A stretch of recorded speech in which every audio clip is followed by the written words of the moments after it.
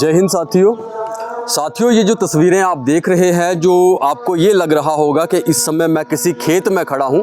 साथियों, ये कोई खेत नहीं है, ये गवर्नमेंट गर्ल्स प्राइमरी स्कूल त्रन की तस्वीरें हैं और ये उसका छत है, जिस छत के ऊपर यहाँ पर आप देखेंगे कि इतने बड़े बड़े जो पेड़ हैं वो उगे हुए हैं और यहाँ पर आप देखेंगे ये जो घास है इसने पूरा जो है यहाँ पर एक खेत का रूप जो है वो यहाँ पर ले लिया हुआ है। और यदि आप यहाँ पर देखेंगे तो ये देखने में बिल्कुल खेत के जैसा ही है, लेकिन ये खेत नहीं है, ये एक सरकारी स्कूल की छत है।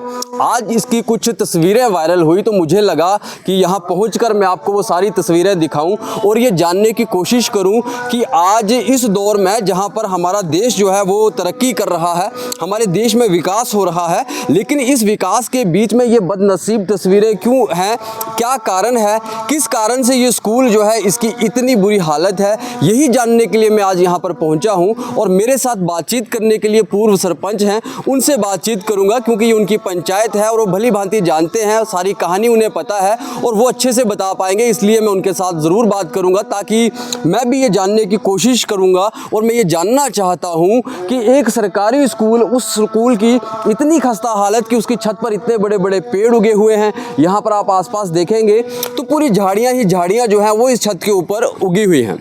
फारूक साहब, आज कुछ तस्वीरें वायरल हुई थी जो शायद आप ही ने की थी। स्कूल की इतनी खस्ता हालत क्यों है, क्या कुछ कारण रहे, क्या कहानी है इसके पीछे? आपका शुक्रिया प्रेम साहब। सबसे पहले तो मैं आपको ये बताना चाहूँगा कि ये जो स्कूल है गवर्नमेंट गर्ल्स प्राइमरी स्कूल त्रन जो जून कोटरंका में है, ये पिछले 10-15 साल से पहले तो बंद था। ये जो बिल्डिंग है, जो लैंडलॉर्ड थे उन्होंने इसको ताला लगाया हुआ था। डिस्प्यूट था कुक को लेकर के कि उनके घर से किसी फ़र्द को कुक लगाया जाना चाहिए, जिसके बजाय डिपार्टमेंट के कुछ लोगों ने किसी दूसरे शख्स को अपॉइंट किया था। पहले तो 10-15 साल उस डिस्प्यूट में ये बिल्डिंग जो है ये बंद रही और फिर गांव के तमाम लोगों ने, हमने आवाज़ उठाई कि इस डिस्प्यूट को ख़त्म करके इस स्कूल की बिल्डिंग को खुलवा के यहाँ पे बच्चों को बिठाया जाए, ना कि बच्चे जो है वो किराए की बिल्डिंग में तालीम हासिल करें। उस समय जो बच्चे थे वो किसी किराए की बिल्डिंग में वहाँ पर अपनी पढ़ाई करते रहे। हाँ बिल्कुल, क्योंकि जब इस बिल्डिंग को ताला था तो डिपार्टमेंट ने किसी दूसरी जगह बिल्डिंग जो है किराए पे रखी थी, वहाँ पे बच्चे ज़ेर तालीम थे और वो भी बिल्डिंग बहुत कम थी, बच्चों को बैठने की पूरी जगह नहीं थी। तो बिल आखिर पिछले साल जब लोगों ने ज़्यादा आवाज़ उठाई, हमने डिपार्टमेंट से सवाल किए कि आखिर हमारे बच्चों से कौन सी गलती हुई है, इस गांव के लोगों से कौन सा इतना बड़ा जुल्म हुआ है जिसकी सज़ा एजुकेशन डिपार्टमेंट हमारे बच्चों को दे रहा है। तो बिल आखिर स्कूल की बिल्डिंग जो है उसको खुलवाया गया। वो डिस्प्यूट था, वो एजुकेशन डिपार्टमेंट ने जो 10-15 साल पहले ही डिस्प्यूट ख़त्म होना चाहिए था, वो डिस्प्यूट 15 साल के बाद ख़त्म हुआ। चलो, हम फिर भी डिपार्टमेंट का शुक्रिया अदा करते हैं। लेकिन अब जब वो डिस्प्यूट ख़त्म हो गया, पिछले 5-8 महीने से इसी बिल्डिंग में बच्चे ज़ेर तालीम हैं। 40 से ज़्यादा बच्चे इस बिल्डिंग में बैठते हैं, तालीम हासिल करते हैं और बिल्डिंग की ये हालत है। मुझे समझ नहीं आती कि हमारे जो एजुकेशन डिपार्टमेंट के ऑफिसर्स हैं, कोटरंका में ZDO साहब बैठते हैं, राजौरी में चीफ़ एजुकेशन ऑफिसर साहब बैठते हैं। कई बार चीफ़ एजुकेशन ऑफिसर राजौरी का बुदल दौरा भी लगा है और जब इस स्कूल की बिल्डिंग के ताले खुलवाए गए थे उस वक़्त भी चीफ़ एजुकेशन ऑफिसर राजौरी खुद यहाँ पे मौजूद थे। उस वक़्त भी उन्होंने इस स्कूल की बिल्डिंग की हालत देखी है। और उसके बाद इतने महीने क्या यहाँ जो टीचर हैं इस स्कूल में उनको दिखाई नहीं दे रहा कि हम कहाँ पे बच्चों को बिठा के तालीम जो है वो दे रहे हैं। स्कूल के आसपास आप देखेंगे प्रेम साहब, भंग जमी है पूरा, जैसे कि भंग की किसी ने खेती की हो। एक तरफ हमारा मुल्क जो है, हमारे मुल्क की हुकूमत जो है वो स्वच्छ भारत मिशन और नशा मुक्त अभियान जो है वो चलाते हैं, नशा मुक्त भारत अभियान, और दूसरी तरफ तालीमी अदारा जहाँ पे हमारे बच्चे तालीम हासिल करने के लिए जाते हैं, उस स्कूल की बिल्डिंग की ये हालत है कि उसकी चारों तरफ भंग जो है उसकी खेती है और बिल्डिंग की जो इमारत की जो छत है उसके ऊपर आपने देखा कि किस तरीके से पेड़ उगे हैं। छत ऐसे लगता है जैसे हम खेतों में चले आए हैं। तो ये क्या इन टीचर्स को ZDO साहब को और CEO साहब को नहीं दिखाई दिया कि ये 5-8 महीने में कम से कम इसकी सफाई की जा सकती थी। हम बच्चों को यहाँ पढ़ाने आते हैं, बच्चों को सिखाने आते हैं, जब हम बच्चों को भाषण देते हैं, जब हमारे टीचर बच्चों को पढ़ाते हैं, उनको ये कहते हैं कि अपने घर का माहौल जो है उसको साफ़ सुथरा रखना है, गाँव में साफ़ सफाई रखनी है, नशे से दूर रहना है, तो जब वही बच्चे स्कूल में देखते हैं कि हमारे स्कूल की क्या हालत है, ये जो लेक्चर हमें दिए जाते हैं इस पे ये टीचर खुद क्या अमल कर रहे हैं। तो मेरा यही सवाल है एजुकेशन डिपार्टमेंट से, और हम तो चीफ एजुकेशन ऑफिसर से ही सवाल करेंगे क्योंकि वो इस वक्त डिस्ट्रिक्ट में एजुकेशन डिपार्टमेंट में हेड हैं। उनका क्या ये फ़र्ज़ नहीं बनता है कि वो कम से कम जोन्स में जो बैठे ऑफिसर्स हैं, जोनल एजुकेशन ऑफिसर्स हैं, क्लस्टर हेड्स हैं, या कोई nearby higher secondary school का कोई प्रिंसिपल है, उसी को भेज दें कि आप जाएं वहाँ पे स्कूल की हालत देखें। कम से कम टीचर्स को डायरेक्शन दी जा सकती हैं कि यार आप स्कूल जाते हो, आप ऐसी बिल्डिंग में बैठे हो जहाँ पे अगर हम भैंसें भी बांधें तो मुझे लगता है भैंसें भी इनकार कर देंगे कि हम इधर नहीं बैठेंगे। वहाँ आप लोगों के बच्चों को बिठा करके पढ़ाते हो, फिर आप पढ़ाते क्या होंगे? तो मेरा यही सवाल रहेगा। और ऊपर से प्रेम साहब, बदकिस्मती की बात यह है कि ये स्कूल जो है ये हाईवे पर है। आप देखें कि हाईवे पे जो बुदल से राजौरी हाईवे है उसके ऊपर ये स्कूल है। अगर इस स्कूल की ये हालत है तो फिर आप जो दूर दराज इलाकों में स्कूल हैं जहाँ पे 2-2, 3-3, 4-4 घंटे पैदल सफ़र तय करके लोग अपने गांव पहुँचते हैं या उस स्कूल पहुँचते हैं, फिर उन स्कूलों की हालत जो है वो क्या होगी कि हमारा ये जो गवर्नमेंट गर्ल्स प्राइमरी स्कूल है, गर्ल्स बच्चियों के लिए स्कूल है, जिनके लिए भारत सरकार का स्लोगन भी है कि बच्चियों को पढ़ाना है, आगे बढ़ाना है, बचाना है, उन बच्चियों का ये स्कूल है, उस स्कूल की ये हालत है, तो फिर हम जाएं कहाँ? और लास्ट जो हमारा प्रेम साहब, जिसके लिए मैंने 8-10 दिन पहले एक प्रेस कॉन्फ्रेंस भी की थी कि हमने, क्योंकि हम पंचायत में, मैं बतौर सरपंच था यहाँ पे, और जब हम सरपंच थे ये स्कूल क्लोज़ था, तब से हम लड़ाई लड़ते आए कि स्कूल को खोलें खोलें खोलें, फिर बिलाखिर इस बार खुला। अब अगर डिपार्टमेंट के पास पैसा नहीं था तो हमने कैपेक्स के बजट से इस स्कूल की थोड़ी बहुत मरम्मत के लिए 3 लाख रुपए रखे ग्राम सभा में, और हमारे लोगों की बदकिस्मती है कि वो पैसा हमारे ऑनरेबल MLA साहब ने BDO साहब को डायरेक्शन दे के वो पैसा काटा। वो इसी स्कूल का पैसा था, वो काट के 1-2 लोगों को डंगे दे दिए, जिसको हम प्रोटेक्शन वाल कहते हैं। अब वो 2 लोगों का इंडिविजुअल बेनिफिट हो गया।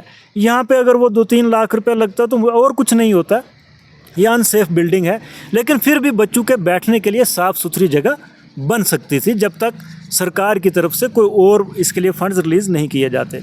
आज हम यहाँ बैठे हैं, हमारी बदकिस्मती है, और हम बोल ही सकते हैं, इसके सिवा हमारे पास कोई ताकत नहीं है। लेकिन फिर डिपार्टमेंट के अधिकारियों से कभी आपकी बात हुई इस सिलसिले में? देखिए, मैंने चीफ एजुकेशन ऑफिसर राजौरी जो हमारे हैं उनसे कई मर्तबा इस स्कूल के लिए बात की है कि स्कूल की हालत खस्ता है, इसके लिए कुछ ना कुछ किया जाए। मैं समझता हूँ कि अगर थोड़ा करके भी डिपार्टमेंट के लोग इस स्कूल के लिए काम करें तो कोई कमी नहीं है, क्योंकि हमारे एजुकेशन मिनिस्टर कहती हैं कि हमारे पास पैसे की कोई कमी नहीं है। तो अगर पैसे की कमी नहीं है तो फिर इन स्कूलों की ये हालत ऐसी क्यों है?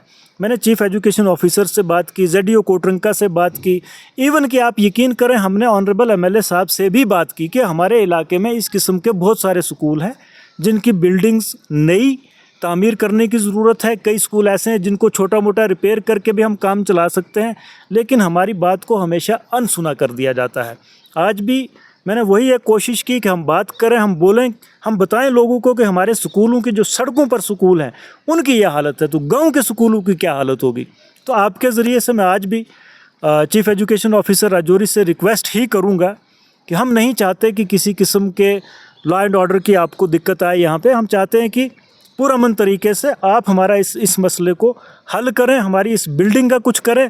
तो अगर नहीं करते हैं तो फिर तो लोग मजबूर होंगे सड़कों पे उतरने के लिए। हाईवे तो यही है, तो फिर हम बच्चों के समेत हमारे बच्चे भी सड़कों पे बैठेंगे, पेरेंट्स भी बैठेंगे, हम सब लोग बैठेंगे।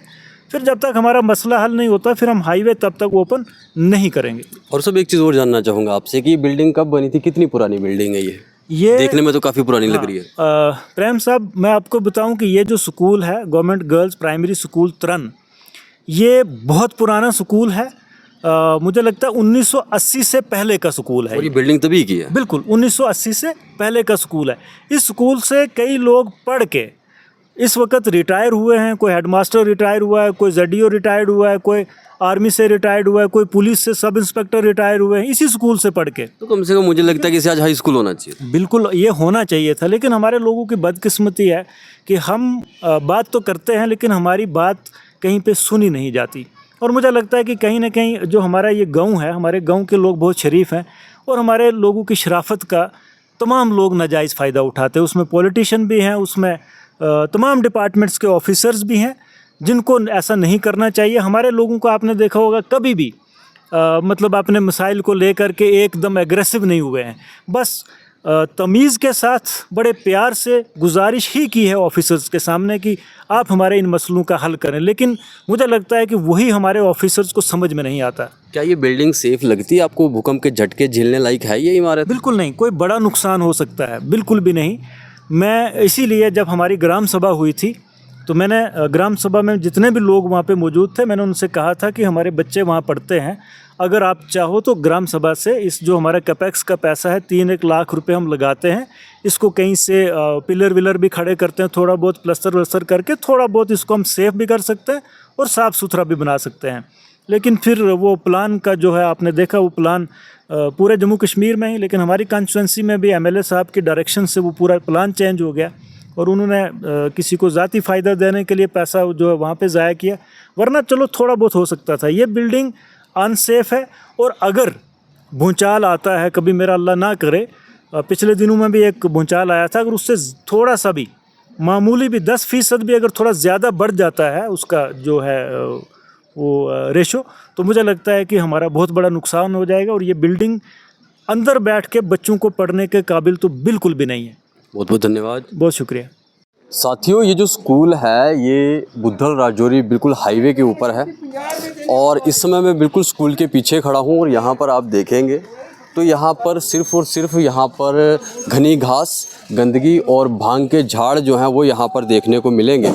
और बरसातों के दिन हैं और इन दिनों में आप समझते हैं कि आप ये चीज़ समझ सकते हैं कि सांप का खतरा जो है वो ज़रूर बढ़ जाता है। और यदि स्कूल के आसपास इस तरह की घास रहेगी, इस तरह के भांग के इतने बड़े बड़े पेड़ रहेंगे, इस तरह की गंदगी रहेगी, तो यहाँ पर जो सांप हैं, सांपों का खतरा जो है वो भी बढ़ जाता है। और ऐसे में आप समझ सकते हैं कि हमारे जो यहाँ पर बच्चे हैं उनकी ज़िंदगी जो है वो भी कहीं ना कहीं खतरे में है।